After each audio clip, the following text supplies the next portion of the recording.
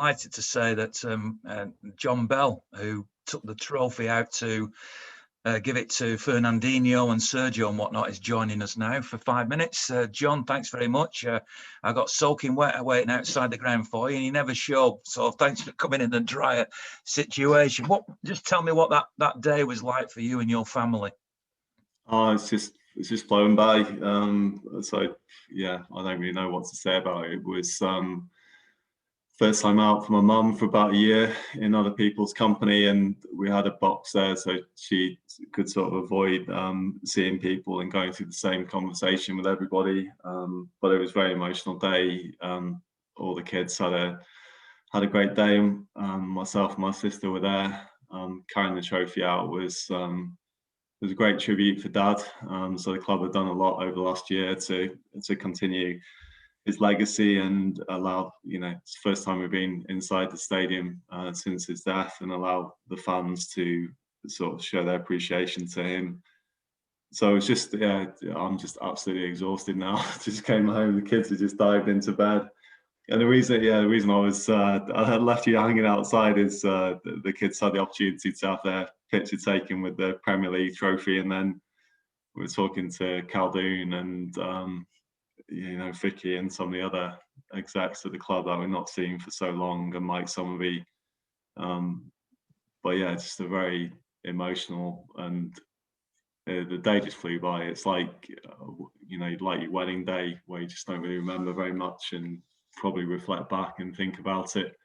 But it was special, a really special day. Very touching as well that they removed all of the sheets that were all around the stadium, apart from your dad on the halfway line. They kept him very prominently there, which was, they didn't need to do that, but I thought that was a lovely touch for them to do. Yeah, they took all the other banners down.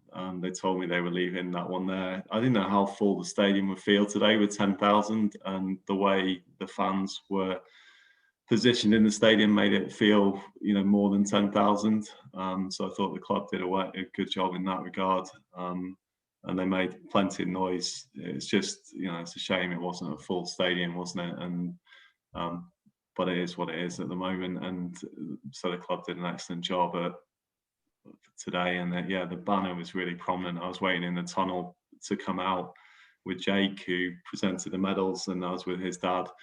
And you could just see the image of Dad as you were walking out. And then I had a long chat with John Stones at the end, and we were talking about when he'd scored the goal in the semi-final of the League Cup at Old Trafford.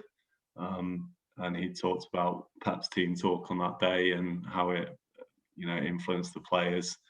And Fernandinho said the same as well. So, I had those very personal moments when the players had finished going around the pitch, and Pep as well said some nice things to me, which made it, a very special day. And then as we're exiting, Sergio was on his way out. I don't think I've ever seen him go out the front entrance in 10 years. It's a bit opportunistic, and the kids just loved having their picture taken with him. So for the family, it's a day, we'll never forget.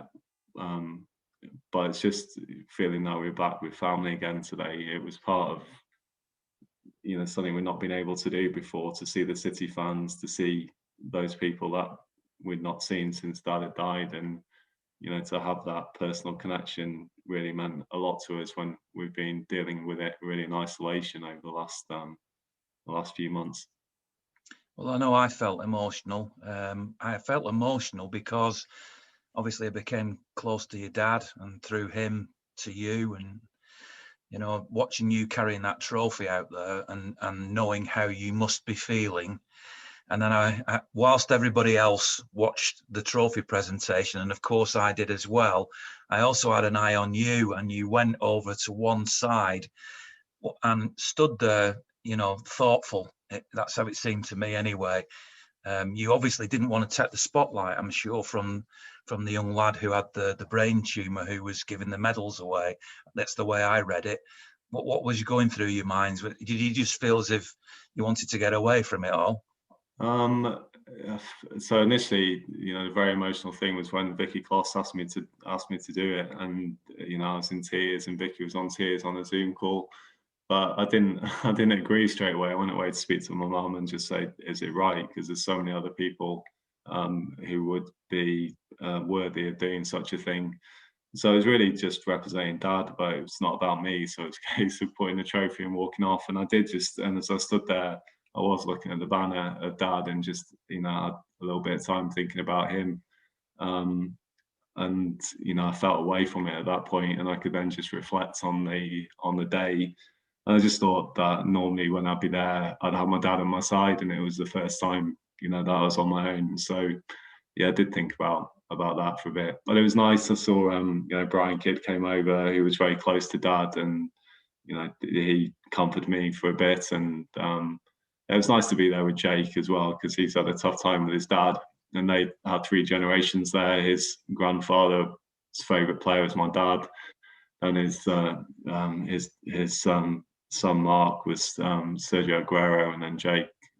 Was Silva, and then Jake admires Sergio Aguero the most. So it's yeah, for me it wasn't about me at all. So it was just trying to recognise dad, and then exiting and having a bit of time to think about things for myself.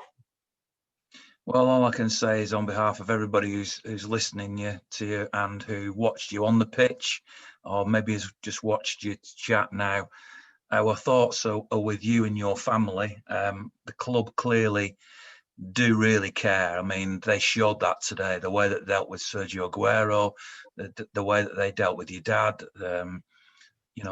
They have such a heart. I mean, it's such an honour to be a City fan, and I don't say that in a forgive me for saying this, but a cheesy way.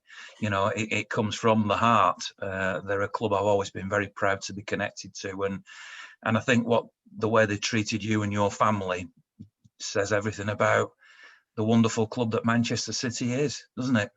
Yeah, I agree. There's certain people that we're very close to, and maybe the fans, not aware of some of the names, but Vicky Kloss is in charge of communications, and Danny Wilson is operations director. But there's a few there. My dad's boss, Tom Mahanu, was the hospitality manager, and dad always treated him as Tom's probably in his early 30s, and dad always treated him as though he's the guy who was going to fire him if he stepped out of line or did anything wrong. But they're just a really nice group of people, and they've always been there for us. But I suppose dad never asked for anything. He would never be knocking on the door making strange demands, and we've never been like that, and we just have a very close relationship with them, and they've been great to us over the last few months. But that's not changed, I'd say, since Khaldoon took over all those years ago. And it's not just the money, and it's not just what we do on the pitch, it's everything off the pitch, what the organisation is about. Now it does have very much a family feel to it. Well, it's great to hear. I know you've had a busy day, an emotional day. John, thanks very much for joining us on our podcast. We'll let you go and get your head sorted out, and lots of love to your mum as well, and to your sister Dawn, and all the members of the family, Colin's grandchildren. But thanks very much for joining us on the podcast. Thank you, pleasure, Ian. Always great to see you, and I know how much you meant to Dad, and I know how much you mean to the City fans as well. So it's always nice to talk to you, and I'll see you in Porto, hopefully.